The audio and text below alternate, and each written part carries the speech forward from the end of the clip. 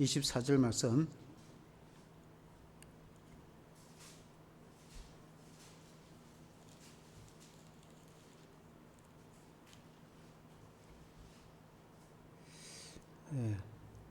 좀 길어서 17절까지 교독하도록 하겠습니다. 14절부터 17절까지 교독하겠습니다. 모든 사람과 더불어 화평함과 거룩함을 따르라. 이것이 없이는 아무도 주를 보지 못하리라.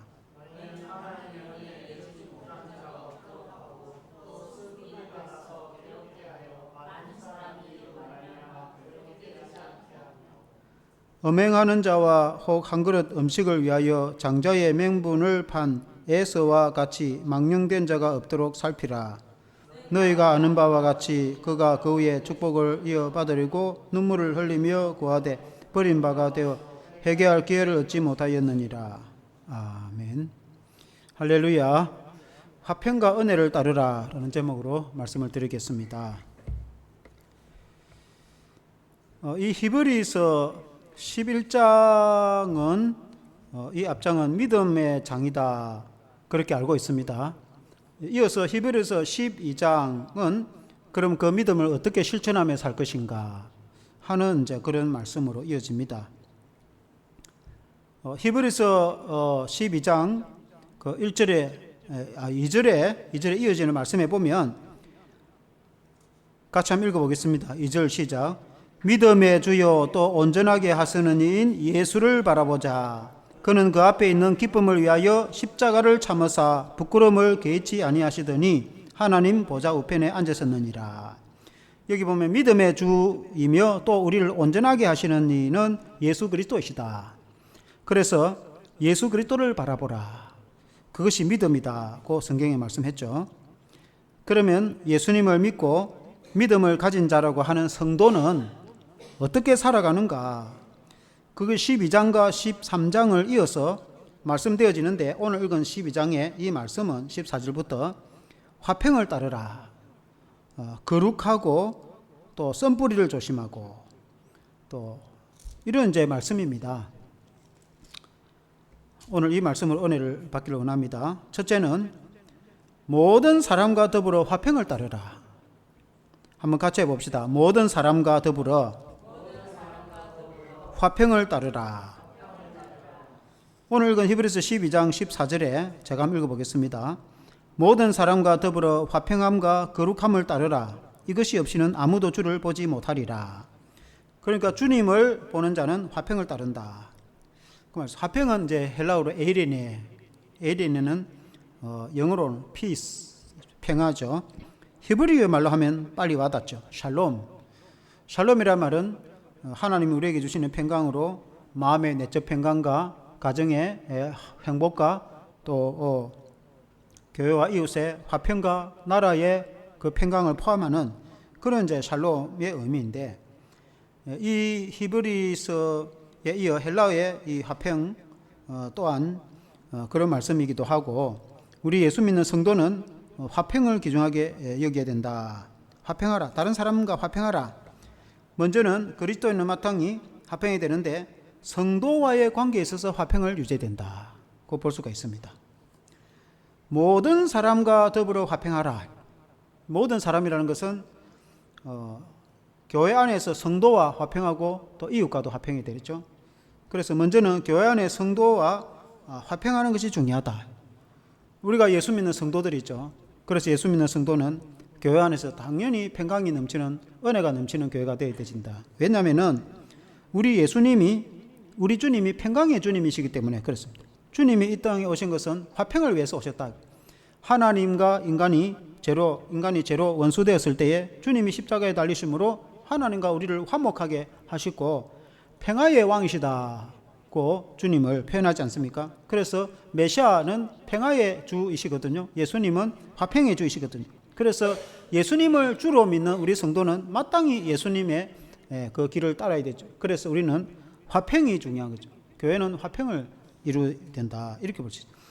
그리고 이제 주의 성령께서도 주님이 보내신 성령께서도 화평이 중요하다고 사랑과 희락과 성령의 열매가 보면은 사랑과 희락과 화평과 오래 참음과 자비와 양선과 충성과 온유와 절제 이렇게 이제 나가잖아요. 그래 보면 사랑과 희락과 화평, 사랑과 희락과 화평으로 이렇게 시작합니다.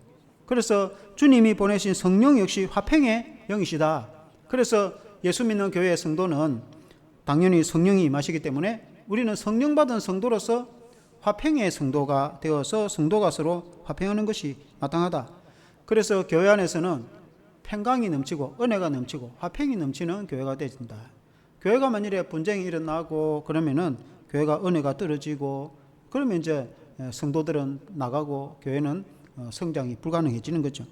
그래서 교회는 주 안에서 은혜와 화평이 충만해야 된다.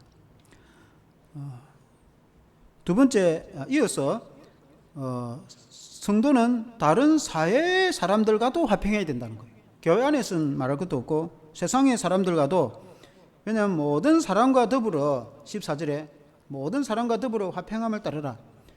만일에 그렇지 않으면은 교인들과는 화평하고 이웃 세상 사람들과는 화평 안 해도 된다 이렇게 말하겠죠.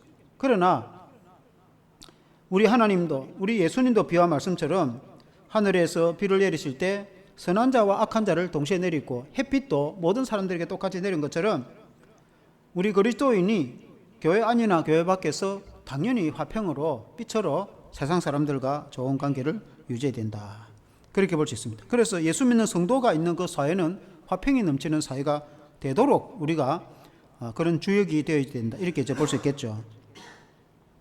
물론 그렇다고 해서 화평하다고 해서 하나님의 말씀에 벗어나서 뭐 좋은 게 아니냐 해가지고 세상 사람들하고 잘 지내려고 하니까 뭐 그들과 다투지 않고 분쟁을 일으키지 않으려고 하니까 하나님의 말씀도 어기면서 때로는 술도 마시고 죄짓는 데도 같이 하면서 신앙을 벗어나서 그래서 좋은 관계를 유지하고 직장과 사회에서도 화평을 유지하려고 그렇게까지 할 필요는 없어요. 당연히 우리는 사회에서 예수 믿는 믿음을 지키고 신앙을 지키면서 그리고 그들과 화평을 이제 유지를 해야 되는데 물론 그게 이제 쉽지는 않아요. 왜냐하면 세상 사람들은 다 그들이 관습과 습관을 따라서 우리가 지킬 수 없는 그런 그들의 삶이 있는데 우리 예수 믿는 성도가 그 사회 가운데서 살려고 하니까 오늘 이 말씀도 14절에 모든 사람과 더불어 화평함과 거룩함을 따르라. 거룩을 지키고 화평을 지키라는 거예요. 교회 안에서도 좋은 게 아니야 해서 불법이 있는데도 그냥 잘 지내자는 식으로 그렇게 할 필요는 없는 거죠. 당연히 교회 안에서는 정의를 지키고 또 진리를 지키고 해야 되는 거죠. 화평을 지키는 것도 중요한데 불의와 불법을 행하는데도 우리가 그냥 두고 넘어갈 수는 없어요. 교회가 반드시 진리 안에 세워져야 되는 것이죠. 사회생활도 마찬가지로 사회가 불의와 불법을 보고도 그냥 뭐 화평하는 게 좋다는 식. 그 화평이 아니죠. 그거는 부도덕하고 결국은 사회가 타락을 하게 되는 것이죠. 그래 세상 사람들은 그들이 믿음도 없고 우리같이 거룩을 지키지도 않고 세상에 죄가 가득한데 그 쉽지는 않는 것이죠. 사회생활하는 우리 성도들이. 그러나 우리는 우리로서 믿음과 신앙을 지키되 그러나 일반적인 경우에 우리가 죄를 따라갈 수가 없고 우리가 우상을 숭배하거나 하나님이 싫어하는 그런 하나님을 거역하는 것을 우리가 따라갈 수는 없어요. 우리가 믿음을 지키면서 그러나 이제 그들과 일반적인 사회생활은 화평을 지키는 그런 이제 우리가 사회에서의 믿음 생활을 해야 되는 것이죠. 그래서 우리 예수 믿는 성도가 믿음과 신앙과 거룩을 지키면서 이 세상은 죄악이 가득하지만은 우리 예수 믿는 성도는 믿음을 지키고 그리고 그들과 화평하려고 하니까 그게 쉬운 일 아니죠. 교회 안에서야 다 예수 믿는 사람들이니까 대화가 통하고 쉽습니다. 그러나 사회는 그렇지 않은 거죠. 사회는 다 죄가 가득하고 세상의 방식을 따라서 세상이 돌아가고 있는데 그래 우리가 예수 믿는 성도로서 믿음을 지키면서 그들과 화평을 하려고 하니까 더구나 우리는 거룩을 지키면서 그들과 화평을 하려고 하니까 직장 마치고 그들은 술 마시고 2차 3차 가는데 뭐 그거 다 따라갈 수 없는 거 아닙니까? 같이 밥 먹고 헬스 가는 거야 따라갈 수 있지만 그러나 온갖 난잡한 술집에까지 따라가면서 직장 생활을 잘하고 잘 지내야 되니까 그렇게 할 수는 없는 거 아닙니까? 그 세상 사람들하고 다 그렇게 죄짓고 타락하고 따라다니면서 먹고 마시고 죄짓고 타락하면서 따라다니면서 그들과 좋은 관계를 유지해서 타락하고 그렇게 할 수는 없는 거 아닙니까? 예수 믿는 성도가. 그러니까 이제 세상 사람들은 그렇게 해서 유대 관계를 하는데 우리 그리스도인들은 또 믿음을 지키려고 하니까 거기 오늘날 같은 사회는 그래도 다 종교의 그런 이제 나름대로 인격을 존중하고 그런 개인의 생활을 존중하는 시대이기 때문에 그나마 낫습니다. 그러나 우리가 이제 젊었을 때는 직장 생활을 해보면은 뭐 그냥 뭐 2차, 3차 뭐 그래서 교회 다닌다고 안 간다 하면은 뭐 어울리기 힘들고 쉽지가 않았죠. 그럼 오늘 같은 사회에서는 그때는 뭐 직장 가 술 안 마신다면은 뭐 사람 취급도 못 받고 남자들 그렇게 했던 시대가 있어요. 그러나 이제 오늘 같은 시대는 내가 기독교이다고 술 안 마신다면 다 인정을 해주고 예우를 해주는 시대입니다. 그래서 그나마 다행이긴 한데 어쨌든 우리가 세상 사람들과도 더불어 화평함을 유지해야 된다. 그것이 예수 믿는 성도의 신앙의 본분인 줄로 믿습니다. 두 번째는 썬 뿌리를 조심하라 그렇게 말씀했습니다. 한번 같이 해보겠습니다. 썬 뿌리를 조심하라. 15절 말씀해 보면 너희는 하나님의 은혜에 이르지 못하는 자가 없도록 하고 또 썬 뿌리가 나서 괴롭게 하여 많은 사람이 이로 말미암아 더럽게 되지 않게 하며 썬 뿌리를 조심하라. 썬 뿌리가 뭐냐? 썬 뿌리는 그 독초를 의미합니다. 독초. 그러니까 뿌리가 독초니까 당연히 그 열매가 독을 열매를 맺는 거죠. 그 독의 열매를 먹으면은 사람이 좋지 않겠죠. 그래서 그런 썬뿌리가 되지 않도록 해야 되고 그 썬뿌리를 또 조심해야 된다. 그것이 이제 중요한 겁니다. 원래 이제 이 말씀은 구약 성경에 신명기 29장 18절을 좀 인용한 구절이기도 합니다. 구약의 신명기 29장 18절에 보면 너희 중에 남자나 여자나 가족이나 집하나 오늘 그 마음이 우리 하나님 여호와를 떠나서 그 모든 민족의 신들에게 가서 섬길까 염려하여 독초와 쑥의 뿌리가 너희 중에 생겨서 이 저주의 말을 듣고도 심중에 스스로 복을 빌어 이르기를 내가 내 마음이 완악하여 젖은 것과 마른 것이 멸망할지라도 내게는 평안이 있으리라 할까 함이라. 이 말은 구약의 이스라엘 백성들이 애굽에서 노예 생활할 때에 이집트의 그 온갖 우상들을 다 봤습니다. 너희가 우상을 받지 않느냐? 그러므로 너희는 하나님이 주시는 가나안 땅에 들어가거든 그런 우상을 따르지 마라. 그래서 그 우상을 따르지 않는 것이 썬뿌리로 넘어가지 않는 것이죠. 그리고 가나안 땅에 가거든 역시 이방에 많은 우상들이 있을 터인데 그들을 따르지 마라. 그래서 우상을 섬기는 그것이 썬뿌리입니다. 사실은 이제 훗날에 이스라엘 백성들이 하나님을 잘 섬기지 못하고 심지어 우상을 섬김으로 썬뿌리로 넘어가서 하나님으로부터 이스라엘 백성들이 많은 고난을 당하는 일이 있지 않습니까? 많은 그런 연단을 받은 경우가 있지 않습니까? 그래서 그 썬뿌리는 구약의 썬뿌리는 우상을 섬기는 것, 우상에게 넘어가는 그것이 썬뿌리입니다.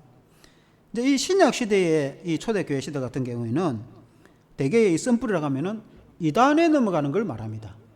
그러니까 주를 믿는 것을 거역하고 이단에 빠지는 것을 썬뿌리라고 이렇게 표현을 많이 합니다. 초대교회 시대는 영지주의 이단이 많았어요.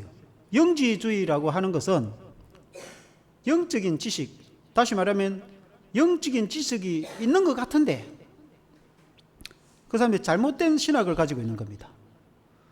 이 신학 초대교회 이단들은 주로 이원론자들은 그 그리스의 철학에서 유래된 겁니다. 그러니까 하늘나라 혹은 영적인 것은 거룩하고 이 땅의 것은 악하다. 그걸 구분해서 생각하는 것을 이원론자라는 거예요. 그러니까 사실은 그렇지 않죠. 하나님이 만드신 온 세상이 다 아름답고 귀한 것이죠. 하나님도 귀하고 하나님 만든 세상도 귀한 거예요. 우리 기독교 신앙은 세상이 다 악한 것이다 그런 뜻이 아니에요. 하나님을 거역하는 것이 악한 것이지 하나님 만든 창조의 세계는 아름다운 것입니다. 그러니까 천국도 아름다운 것이고 이 땅도 아름다운 것인 거예요. 그게 우리 기독교 신앙이지. 그러니까 이제 이단은 그걸 구분해서 생각하는 거예요. 영적인 것은 고귀하고 육적인 것은 악한 거예요. 그리고 우리 몸은 무조건 악한, 하나님이 만드신 우리 몸이 악한 것이 아닙니다. 하나님을 믿지 않고 범죄하는 그것이 악한 것이 죄악이지. 그래서 이제 좀 더 심하게 말하면은 어떻게 하나님 되시는 예수님이 이 악한 사람의 몸을 입고 오겠냐. 그러니까 예수님이 사람이 되어 오신 것이 아니고 그냥 가시적으로 잠시 나타내 보였을 뿐이지 실제로 사람의 몸을 입은 것은 아니다 라고 이제 주장을 하게까지 갑니다. 그 이단이거든요. 예수님은 완전한 하나님이신데 완전한 사람이 되어 오셨어요. 그래서 완전한 하나님과 완전한 사람인 것을 믿는 것이 기독교 신앙이거든요. 그래서 이단들은 이 영지주의, 영적인 것을 알기는 아는데 이게 이제 잘못된 지식이 돼가지고 이원론적으로 있는 거예요. 그에 비슷한 이제 분파가 생긴 것이 니골라당입니다. 니골라당은 오늘날 구원파하고 비슷한데 그들은 예수 믿어가지고 믿는다 말은 합니다. 또 예수 믿는다고 예수를 믿어가지고 이미 제사함받고 구원을 받았으니까 이 땅에 아무데나 살아도 결국은 구원을 받을 거 아니냐. 왜냐하면 예수님이 한번 선택한 하나님의 사람은 버리지 않으니까. 그러니까 이미 구원을 받아가지고 결국은 구원을 받을 건데 이 땅에 어떻게 살들 결국 구원받을 거니까 자기 마음대로 사는 거예요. 그러니까 예수 믿어가 죄 용서 받아가지고 온갖 세상에 똑같이 죄 짓고 살아도 우리는 구원받는다. 이미 구원을 받았으니까. 그건 성경적이지 못합니다. 그게 이단입니다. 그게 이단. 제대로 된 기독교인 같으면은 나 같은 죄인을 구원해 주신 주님의 은혜에 감사해서 내가 어떻게 하면 더 경건하게 살고 내가 좀 더 잘하지 못해서 하나님 앞에 죄송합니다. 이런 마음을 가지겠죠. 그러니까 나는 뭐 결국 마음대로 살아도 결국 구원받을 거다. 그렇게 생각하지 않습니다. 그렇다고 해서 우리가 구원에서 떨어진다고 그렇게 생각하지는 않습니다. 하나님이 선택한 하나님의 백성은 우리를 당연히 구원하겠지만은 구원받은 성도로서의 그 자세가 하나님 앞에 겸손하게 그 구원에 감사하는 믿음을 가져야 되는 것이 내 마음대로 살아도 결국 구원받기도 생각하고 그렇게 생각하는 자체가 그 구원받지 못한 거예요. 구원받지 못한 결과의 표현이다 그 말입니다. 그렇게 표현하는 것 자체가. 그래서 그 니골라당입니다. 그 초대교회 요한계시록에 보면 그와 같이 이단들이 많았어요. 그러니까 초대교회에 복음이 전파되고 교회가 생기고 나서 이단들이 교회에 많이 들어왔어요. 그 이단들이 자기의 그걸 신학을 설파하니까 사람들이 영향을 받아가지고 이것도 맞는가 저것도 그러한가. 그래서 사도 바울이 강력하게 서신서에 같은 경우에 그런 이단들을 배격하고 조심하라 라고 그렇게 이제 말씀하고 있는 그런 것들이 이제 썸플입니다. 오늘날에도 마찬가지죠. 오늘날도 이단들이 많습니다. 이단들이 얼마나 옛날에는 이단들이 발각되면 굉장히 부끄럽게 생각했는데 지금은 오히려 이단들이 공개적으로 설치고 다니면서 전도를 하고 다닌다는 거예요. 전도를 하고 뭐 심지어 교회까지 찾아와서 신천지에서 왔는데 가면서 교회 찾아온다는 거예요. 전에는 자기들의 이름이 발각되면 두려워서 겁이 나서 도망가 버렸습니다. 그리고 지금은 떳떳하게 이제 막 그리고 뭐 다른 이단들은 지역에서 뭐 이제 하수구 청소를 한다든지 좋은 일을 하면서 막 그 지역 신문에 내고 하여튼 뭐 이렇게 하고 있는데 오히려 세상 사람들이 더 잘 알죠. 안 믿는 사람들이 이단이라는 걸 지금은 이제 더 잘 아는데 이런 교회들이 이런 이단들이 교회에 침투돼 가지고 있으면은 그게 썸뿌리가 되는 거예요. 왜냐하면은 그 사람들은 늘 교회를 비판하고 교회를 이제 부정하게 생각하고 왜냐하면 여기는 구원이 없고 그들이 교회에 침투한 이유가 기존 교회는 구원이 없기 때문에 이 멸망받을 사람들 중에서 그래도 몇 사람이라도 끄집어내 가지고 자기 집단에 데리고 가면은 구원을 받는다고 생각을 합니다. 그러니까 기존에 있는 교인들 중에서 어떻게든 설득을 해가지고 자기들이 끌고 가려 하니까 기존 교회의 목회자와 이 교인들과 성도들은 구원도 없고 기존 교회에 비판적이고 그러니까 뭐 어떤 사람 중에 이제 교회에 불만이 좀 많고 마음에 안 좋은 사람이 있으면은 막 불평불만을 하면은 그런 사람들을 타겟으로 잡겠죠. 잘 그 사람들을 이제 꾸 삶아 설득해갖고 그러냐고 나도 그렇게 생각한다면서 막 이제 교회를 비판하고 지도자를 비판하고 성도들을 비판하고 막 그렇게 했죠. 그래가지고 막 분노가 일어나고 화가 생기고 막 욕을 하고 비판을 하고 하다 보니까 이 교회 못 되겠다 해가지고 그래가지고 데리고 그래가지고 자기들의 집단으로 데려가는 게 그 이단의 이제 자기들의 그 전략 아닙니까? 또 뭐 방법은 다양하게 온갖 방법을 써가지고 이제 그렇게 하죠. 그런 것들이 썬뿌리인 거예요. 썬뿌리.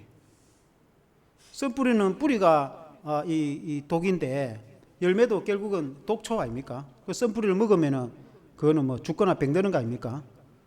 하나님, 예수님을 잘 믿고 하나님의 말씀을 잘 먹고 신앙으로 잘 자라서 건강하게 자라서 건강한 열매를 맺어야지 그런 이단에 빠져가지고 구원도 못 받고 그리고 가족도 다 파괴되고 그 뭔 의미가 있습니까?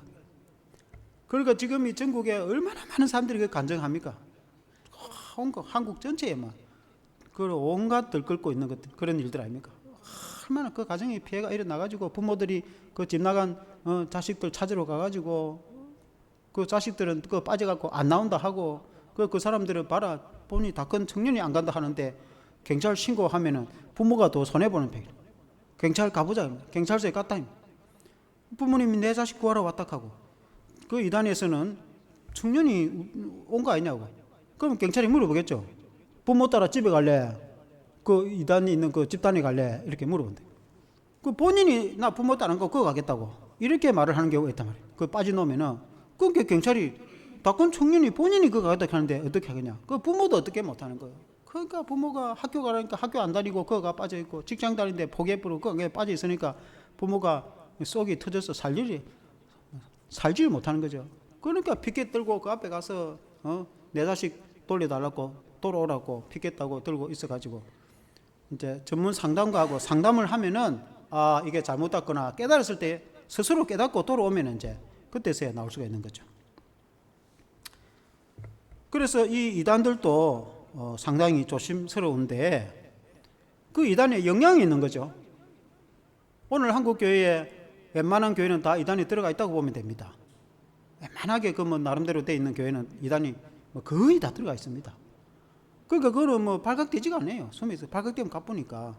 그러면은 그 사람들이 이제 자꾸 미혹을 하고 그래 하면은 교인들이 그에 영향을 받으면 어떻게 되겠어요? 그 미혹에 넘어가면 안 되겠죠. 그게 영향을 받으면은 본인은 처음에 그것까지 생각 안 했는데 자기가 좀 잘못 불이하게 억울하게 당했을 때 좀 불평이 있어가 불평불만을 할 뭐 그런 것 정도 있는데 그 이단이 그 설득을 해가지고 거기서 더 첨가가 돼가지고 그 완전히 불평불만이 생겨가지고 결국 교회도 떠나고 이단으로 빠지기까지 구원도 없는 이단으로 빠지기까지 넘어가면은 어떻게 되겠습니까? 사람이 살다 보면은 또 잘못 조금 뭐 그렇게 될 수도 있지만은 그러나 거기까지 빠지는 것은 곤란한 거 아니겠습니까? 그래서 그런 미혹에 조심을 해야 되는 거죠. 조심하지 않으면 알 수가 없는 겁니다. 왜냐하면 교인들이 막 섞여 있으니까 이 제대로 된 교인인지 이단인지 알 수가 없단 말입니다. 그걸 이마에 쓰고 다니는 것도 아니고 그러니까 알 수가 없어요. 그 막 교인 중에 섞여가지고 막 그렇게 해버리니까 교인들이 정신을 안 차리고 정신을 바짝 차리고 깨어 있으면은 어느 정도 딱 수준이 되면은 이거 아니구나 이거 지나치구나 그렇게 생각을 하고 탁 절단하고 끊을 건데 그러나 깨어있지 못하면은 거기에 빠지고 또 빠져가지고 결국 넘어가게 된다 그 말입니다. 그래서 성도가 깨어있어야 되겠죠. 또 교회는 성도가 하나로 주님의 사랑으로 성도가 똘똘 뭉쳐서 하나가 되어 있으면은 그러면 이제 성도가 그걸 대단히 발각될 수 있어요. 왜냐면 교인이 사랑으로 하나가 되어 있기 때문에 누가 이제 이단이 들어가고 이상한 소리를 하면은 처음에는 좀 들어보다가 뭐 사람이 그럴 수도 있겠지. 아이고 뭐 실수했구나. 누구나 실수할 수 있다면. 왜 뭐 예를 들어서 남전대에 무슨 활동을 했는데 남전대가 이런 일을 하기로 했는데 사실 그게 안 되고 뭐 저럴 때부터 그 왜 그럴 수 있느냐 아마. 그래 잘못했다. 서로 사과하고 그럼 끝나는 건데 그래서 미안하다 하고 그 선으로 끝나면 될 걸 그걸 이제 문제를 삼아가지고 막 크게 분쟁이 일어나고 그 곤란한 거 아닙니까? 그러나 이제 그 남전도나 성도들이 다 예수 사랑으로 하나로 뭉쳐 있으면은 이건 아닌데 이거 지나친데 그 정도까지는 아닌데 대본에 발견할 거 아닙니까? 그러면 이제 임원들이 보니까 이 좀 이상하다 이거 한번 알아봐라. 아니 목사님한테 이야기해서 그 정도까지는 아닌데 한번 알아봐야 되겠죠. 그럼 조사를 해보면 이단 발각될 거 아닙니까? 그러나 이제 교회나 기관이나 성도가 그게 이제 사랑으로 하나가 되지 못하고 서로가 이제 막 이렇게 갈등이 심하고 그러면은 막 한쪽에서 비판을 하고 그러면 그게 옳은 길인 줄 알고 막 더 그게 가세를 해가지고 결국 이단으로 넘어가게 된다. 그러니까 예수 믿는 성도가 사랑으로 또 하나로 뭉쳐 있으면은 이단이 틈을 탈 수가 없어요. 예수님은 구름 타고 오는데 이단은 틈을 타고 온다. 그런 말이 있어요. 그러니까 교회가 틈이 생기면 이단이 들어온다 이 말입니다. 그러니까 우리 기독교인들이 이제 그걸 조심해야 된다. 썬뿌리가 생기지 않도록. 썬뿌리는 뿌리가 썩기 때문에 썬 열매, 그 말은 뿌리가 독초이기 때문에 독초의 열매를 맺는다. 성도가 성령의 열매를 맺고 믿음의 생명의 구원의 열매를 맺어야지 독초의 열매를 맺고 본인도 구원 못 받고 다른 사람도 구원 못 받게 하면은 곤란한 거 아닙니까? 그러니까 그런 썬뿌리가 교회에서 일어날 수 있다. 교회에서 생길 수 있다. 그런 것을 조심하라. 세 번째는 세속에 빠지지 않게 조심하라. 예수 믿는 신앙과 삶에서 세 번째 한번 같이 해봅시다. 세속에 빠지지 않게 조심하라. 그리스도인이 믿음을 지키면서 세속에 빠지지 않도록 지키는 것이 이제 중요하죠. 왜냐하면 이 세상은 진흙탕인데 내가 깨끗한 흰옷을 입고 다니려고 하니까 진흙을 안 묻히고 다니는 게 그거 쉽겠습니까?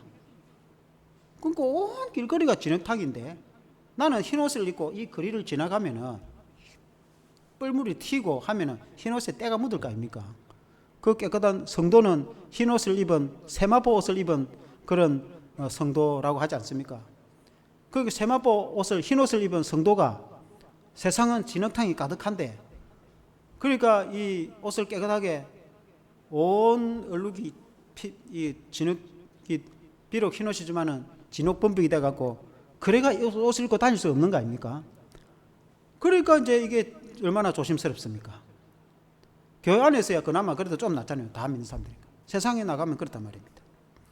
그래서 어떻게 해야 되겠는가? 마치 코팅을 하듯이 해야 돼. 코팅. 예를 들어 A4 용기를 갖다가 코팅 해보면은 코팅이 이 플라스틱처럼 앞뒤로 코팅이 돼보면은 그게 얼룩이 묻으면은 물에 한번 건드려보면은 그냥 바로 딱 씻겨지잖아요. 그러니까 또 제가 묻고 때가 묻고 가면은 또 회개하고 기도하고 확 새롭게 되고 그렇게 코팅이 돼가지고 영향을 받지만은 내가 변하지 않고 내가 영향을 받지만 내가 그것에 빠지지 않고 나는 깨끗함과 거룩함과 성결을 지키지만은 또 세상에 안 살아갈 수는 없는 거 아닙니까? 그렇다 우리가 세상을 떠나 절에 가서 살 수 있는 저 산소에 가서 살 수 있는 건 아니잖아요. 이 세상 가운데 살아야 되는데 그렇다고 그 사람들 따라갈 수는 또 없단 말입니다. 세상을 떠날 수도 없고 또 그렇다고 세상 따라 사람들이 살아갈 수는 또 없고 내가 거룩을 지켜야 되는데 세상은 거룩하지 못한데 그러니까 세속에 빠지지 않도록 조심을 해야 되는 거예요.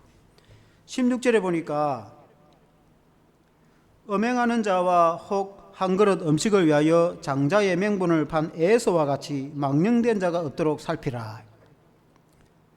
그러니까 이제 여기서 보면 망령된 자라는 말이 있는데 이 망령된 자의 원 뜻이 이게 헬라어로 바벨로스라는 말인데 이 뜻은 불경건한 그러니까 신령한 것이 없는 그러니까 하나님을 경건하게 섬기는 것하고 정반대가 되는 그러니까 세속적인 거, 세상적인 거. 그러니까 하나님을 경외하는 것은 전혀 없고 세상적이고 부패하고 타락적인 거. 그걸 세속적인 거. 그 뜻이거든요. 망령된다는 것은. 예수 믿는 사람은 그렇게 되면 안 되겠죠. 세상 사람들은 그렇죠. 세상 사람들은 뭐 다음에는 내 입에 글 올리는 거 한번 보세요. 기독교를 어떻게 욕을 하는지. 내가 그 말 자체를 따라 하지를 못하겠어요. 얼마나 심한 욕을 하기 때문에. 하나님과 예수님에 대해서 아주 심한 욕을 기독교인들이 아무리 자유가 있어도 그래야 되는지 모르겠어. 그래 이제 그게 망령된 거 아닙니까? 망령된 거. 그런 걸 망령되다는 거예요. 예수 믿는 사람, 하나님을 경외하는 사람이 그런 용어를 쓰겠습니까? 그러니까 이제 그 망령된 걸 그런 걸 두고 하는 말인데 이제 그런 것을 조심하라. 이런 이제 의미가 되는데 그런 것이 없도록 살피라. 그런 의미가 되는데 여기 보니까 에서에 대해서 비유를 하고 있어요. 에서는 우리가 알다시피 야곱의 형제입니다. 이삭의 아들. 이삭의 쌍둥이가 태어났는데 장자가 에서고 차자가 야곱 아닙니까? 그 둘 다 이제 쌍둥이인데 성품이 완전히 다릅니다. 에서는 남자답고 사냥을 좋아하고 온 들판을 다니고 어찌 보면 참 세상 사람들 보면 멋쟁이죠. 반대로 야곱은 늘 집에서 있고 엄마 치맛자리를 잡고 집에서 요리는 하고 집에서 있고 밖에 나갈 생각도 안 하고 여자 비슷하게. 보통 보면 이제 둘이면 둘째가 그 때문에. 남자 형제 둘 키우면 둘째가 보통 딸처럼 엄마한테 이렇게 잘 하면서 그렇게 하다면, 장자는 좀 아주 터프하고 그러는데 그런 경우가 있는데, 야곱이 그런 스타일이야. 야곱이 늘 집에 있고 밖에 나가지도 않고 사냥도 하지도 않고. 그런데 야곱의 장점은 하나님을 잘 믿고 그 하나님이 해주시는 기업에 대한 중요성을 아는 거예요. 야곱은 오늘 말하면 예수 잘 믿고 예배 드리는 게 중요하다는 걸 아는 거예요. 그런데 에서는 그런 관념이 없어요.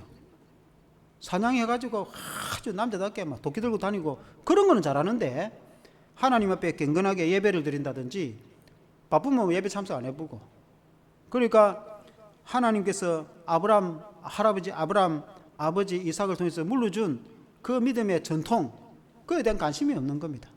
그러니까 이제 사냥을 하고 돌아왔을 때 배가 얼마나 고픕니까? 그때 마침 동생 야곱이 팥죽을 끓였는데 그 팥죽 한 그릇 달라 하니까 야곱이 대뜸 하는 말이, 형의 장자권을 내게 팔아라 하니까, 당시에 장자권이라는 것은 장자로서 부모의 유산을 물려받을 때도 절반 이상 물려받습니다. 장자가 그때에 장자가 제일 많이 물려받습니다. 그리고 이제 또 그 족장 아닙니까? 아브라함과 이삭 그 큰 가문을 그리는 종들도 많고 족장이든 족장에 지휘권이 있어요. 세상적으로 봐도. 그리고 가장 중요한 것은 하나님을 경건하게 섬기는 믿음의 유산이거든요. 그게 장자를 통해서 전달된단 말입니다. 그러니까 그게 얼마나 중요한데, 야곱은 그 중요한 걸 아는데 에서는 아이고 막 배가 고픈데 그거 뭔 소용있노 하고 팥죽 한 그릇에 팔아는 게 본 거예요. 그 실제로 나중에 장자권이 야곱에게 넘어가 보잖아요. 그러니까 이 에서는 그 경건하게 하나님을 섬기고자 하는 그에 대한 관심이 없는 거예요. 그러니까 사냥하고 돈 벌고 세상에서 먹고 살고 그런 데 관심이 있지, 주일날 교회 와서 하나님께 엎드려서 기도하고 주일 어기면 안 되고 어쨌든 하나님 말씀 듣고 기도하고 신앙 따라 살아보려고 하는 그런 관심이 없다 이 말. 오늘 비유하면은 교회 가서 예배 드리고 하나님 섬기고 그것이 중요한데, 뭐 교회 좀 안 가면 어때? 가가지고 뭐 세상 가서 돈 많이 벌고 출세하면 끝이지, 그렇게 생각하고 있다. 야곱은 정반대입니다. 야곱은 사냥도 잘 할 줄 모르고 또 계집애 비슷하게 늘 엄마만 따라다니고 집에만 있고 밖에도 안 나고 그러는데, 야곱의 좋은 점은 어떻게든 주일 성수를 해야 되겠다고, 어떻게든 하나님께 예배를 드려야 되겠다고, 어떻게든 하나님 말씀대로 살아보려고 발붙이고 하나님께 기도하고 하는 그런 영적인 관심을 가지고 있었어요. 에서는 그런 게 없었다 이 말이에요. 그러니까 팥죽 한 그릇에 장자권을 팔아버려. 결국은 그 기업이 야곱에게 넘어간 거 아닙니까? 나중에는 애굽은 그 후손이 에돔입니다. 에돔. 야곱은 이스라엘에 대해서 하나님의 나라를 건설한 이스라엘 민족이 됐지 않습니까? 그러니까 에돔은 사라져버리고 없어요. 지구상에 에돔의 나라는 없어요. 나중에 그게 이제 그 암몬과 모압과 복수 때문에 하여튼 그다 흩어버리고 지금도 없어요. 그래도 요르단은 암만이 수도인데 암만이 암몬입니다. 지금 이스라엘 동쪽에 그 요르단이라는 나라 수도가 암만인데 암만이라 암몬이라는 말입니다. 암몬. 그걸 현대어로 암만이다 말입니다. 그 암만은 그 암몬 사람들이 살고 있는.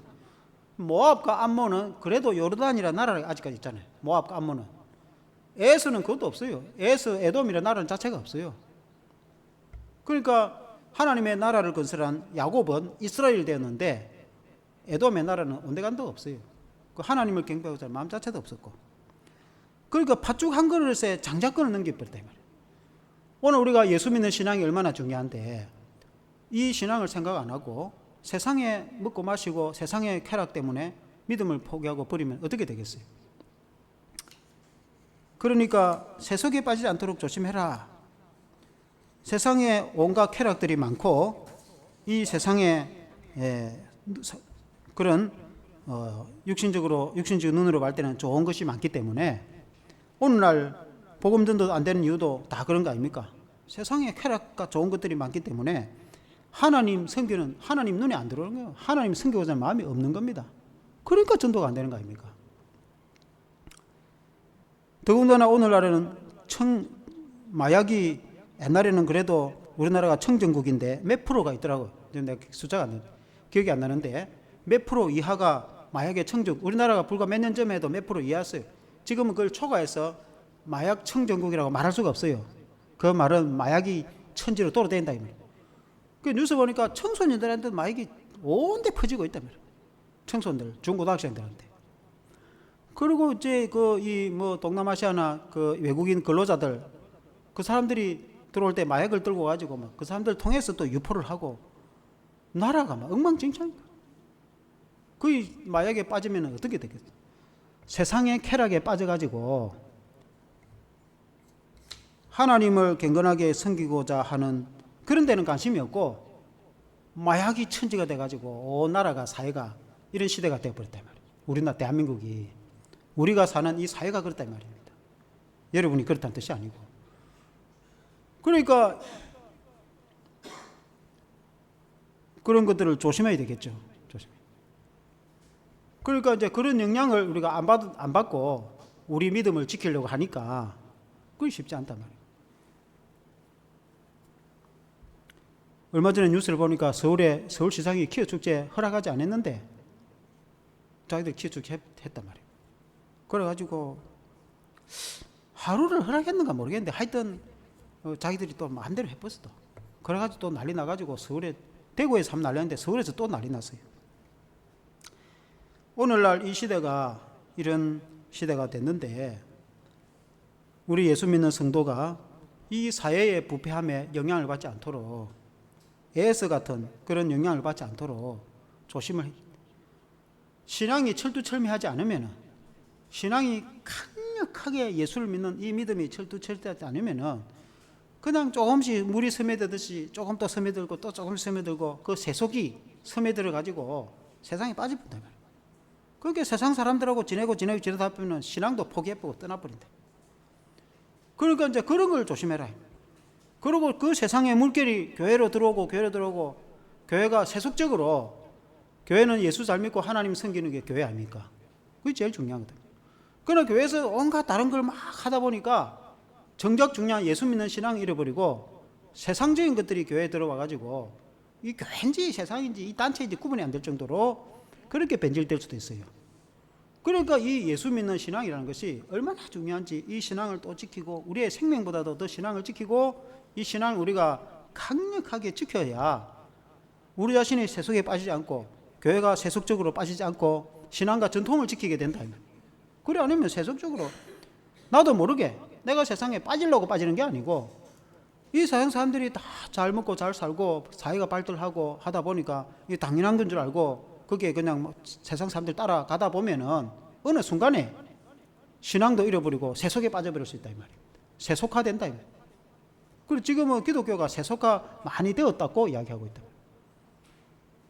WCC 같은 경우에 우리는 WCC는 거부하지만 그 WCC 같은 경우에는 공산주의도 좋다, 동성애도 좋다, 심지어 점치는 것도 좋다, 예수 믿는 것도 좋다. 하나님은 그런 거 싫어합니다. 하나님은 그런 걸 다 싫어한단 말입니다. 그 하나님 싫어하는 건 배격을 해야 되는 거 아닙니까? 그러니까 이 신앙의 전통과 순수함을 지키려고 하면 세속화되면 안 된다. 그러나 세상이 다 세속화되어 있는데 당장 교회 밖에만 나가면은 세상에 물이 흘러 넘치는데 그 흘리는 진흙탕이 흘러 넘치는데 그게 안 빠지고 내 신앙을 지키려고 하니까 그게 쉬운 일은 아닙니다. 쉬운 일. 그러니까 강력한 예수 믿는 믿음이 강하고 강력해서 우리가 우리를 지켜야 이 세상을 지킨다. 이 세상에서 세속화되지 않고 우리가 지킬 수 있다. 그걸 이야기하고 있다 말이에요. 초대교회 때도 그렇게 이야기했다. 지금도 마찬가지다 이 말입니다. 우리가 믿음을 지키는 것이 여러분 중요한 줄로 믿습니다. 그래서 이제 이 히브리서의 12장의 후반부에 우리가 길어서 오늘 읽지는 않았지만은 여기 보면은 이 18절 위의 말씀이 그 말씀이에요. 모세가 하나님의 말씀을 받을 때 시내산에 올라갔는데 그때에 어떤 짐승도 올라오지 못하게 해라. 만일에 올라오면 죽는다 이렇게 말했습니다.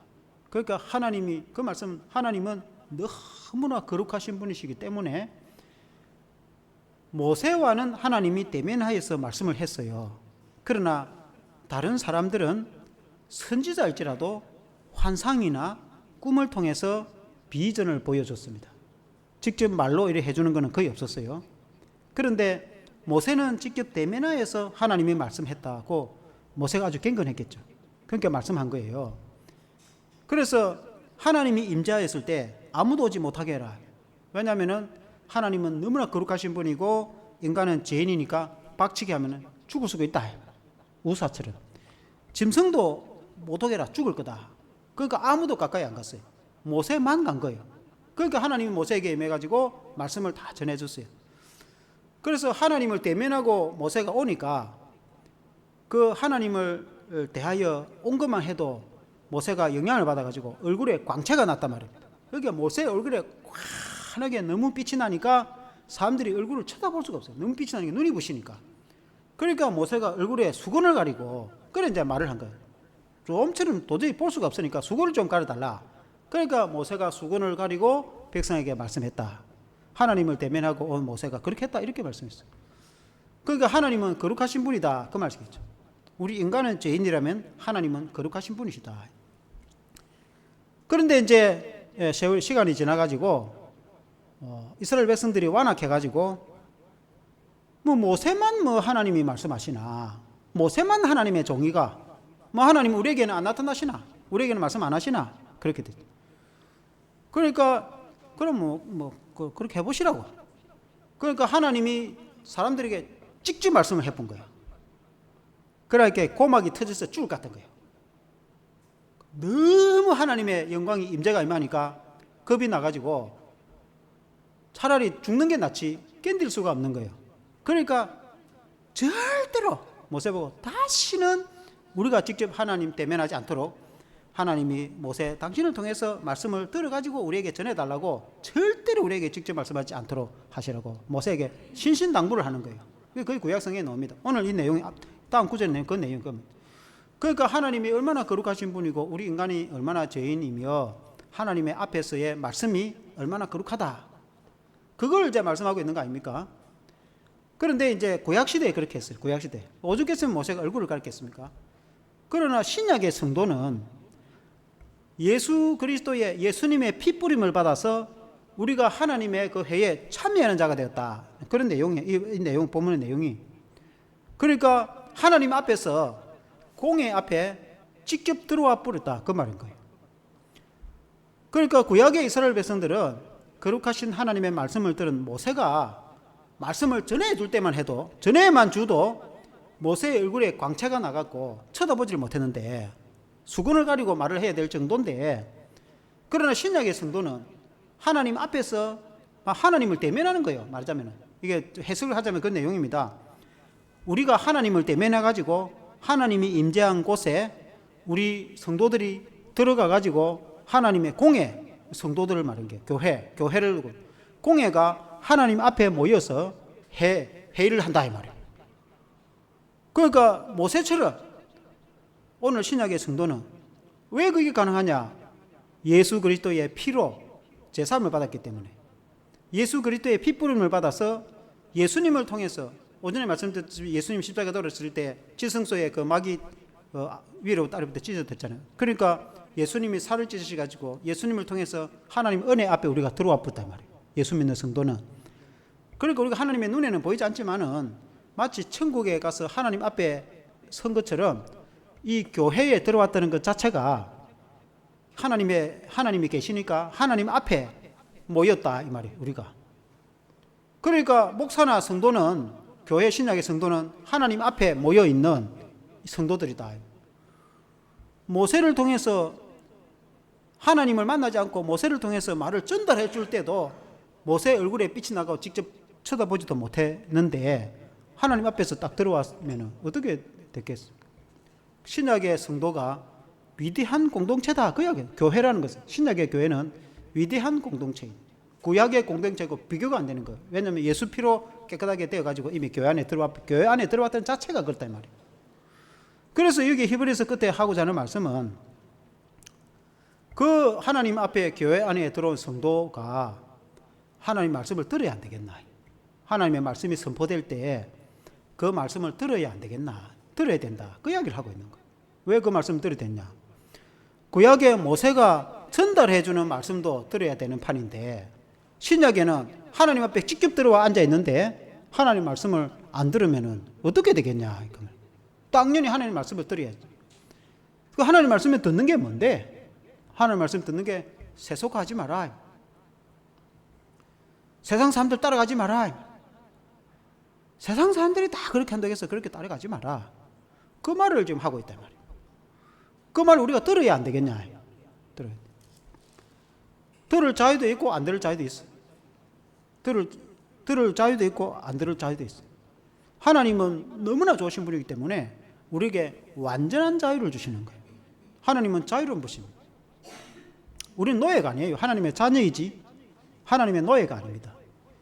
그래서 하나님은 심지어 에덴 동산에서도 선악과를 만들어 놓고 아담과 하와 보고 따먹지 말라고, 따먹으면 죽는다고 라고 했지, 그걸 강력하게 총칼로 막는다든지 그렇게 하지도 않았어요. 그러니까 따먹든지 안 먹든지 그건 아담의 자유인 거예요. 그 하나님이 얼마나 자유를 주시면은, 그 선악과를 어떤 사람들 그럽니다. 하나님이 선악과를 아예 만들지 않았으면 죄도 없었을 거 아니냐.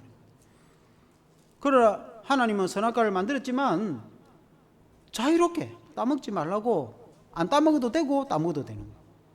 그런데 안 먹었으면 될 건데 이제 먹을 자유도 있으니까 먹어가지고 죄가 들어온 거 아닙니까? 그 예수님 통해서 우리가 구원해주지만 하나님은 그만큼 우리에게 자유를 주신대. 오늘날도 마찬가지입니다. 우리가 예수 안에서 하나님의 자녀가 됐다는 건 우리가 자유자인 거예요.